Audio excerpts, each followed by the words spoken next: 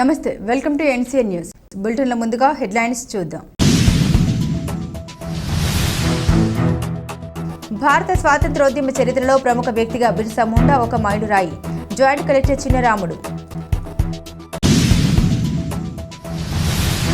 భారత స్వాతంత్ర్యోద్యమ చరిత్రలో బిర్సా ముండా ఒక ప్రముఖ వ్యక్తిగా నిలిచిపోయారని జాయింట్ కలెక్టర్ ఎస్ చిన్నరాముడు పేర్కొన్నారు.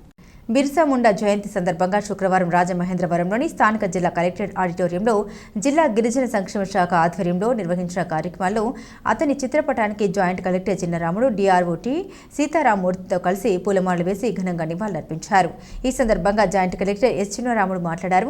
బిర్సా ముండా జార్ఖండ్లోని కుంతి జిల్లా ఉలిహత్ గ్రామంలో 1875 సంవత్సరం నవంబర్ 15వ తేదీన జన్మించారన్నారు.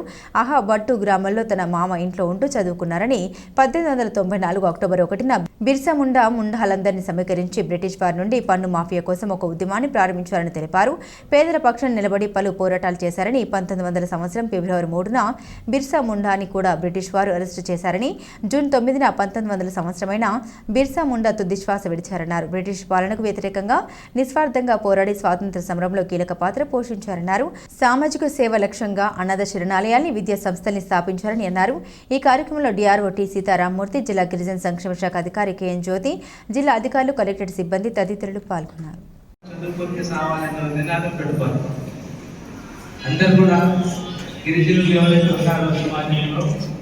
సమాజంలో గిరిజనులు ఎవరైతే ఉన్నారో అందరూ కూడా మేము చదువుకోరికే పుట్టాము, చదువుకోరికే సస్తామన్న నినాదంతో ఉండాలి.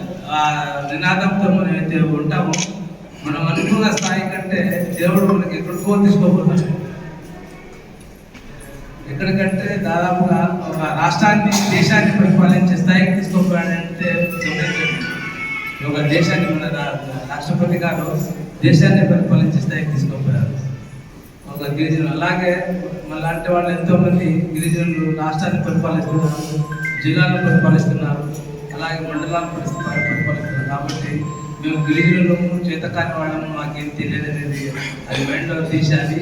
మనము దేవతలతో సమాన అడవుల్లో ప్రకృతిని అభిమానించే వాళ్ళము. ప్రకృతి అంటే దేవతలు, దేవుడు, అలాగే మనం కూడా అలాంటి సంబంధించిన వాళ్ళము. ఎలాంటి కళ్ళు పోవటం తెలియని వాళ్ళము, మనకు మోసాలు తెలియవు, జోదం తెలియదు, ఏదో ఒకరికి మోసం చేసి సంపాదించాలనే ఆలోచన అసలుకు ఉండదు. ఆ రోజు పూట కడితే సార్ అనుకునే గిరిజనులు. కాబట్టి అందరూ కూడా గిరిజన విద్యార్థులు సమాజంలో ఒక గిరిజనులు అంటే ఒక పేరు ఉండాలి, ఒక ప్రఖ్యాతి ఉండాలి, ఒక గుర్తింపు ఉండాలి. అంతటి స్థాయిలో నుంచి ఈ స్థాయికి వచ్చారా గిరిజనులు, అవునా అన్నట్టు ఉండాలి. ఈ రోజుల్లో అమ్మాయిలకు అబ్బాయిలకు తేడా కూడా లేదు. వీరంతా అమ్మాయిలు ఉన్నారు ఈ రోజుకి దీనికి. కాబట్టి దీంట్లో ప్రతి ఒక్కరు నాన్న ఓడుకొని బాగా అభివృద్ధికి రావాలని కోరుతున్నాను.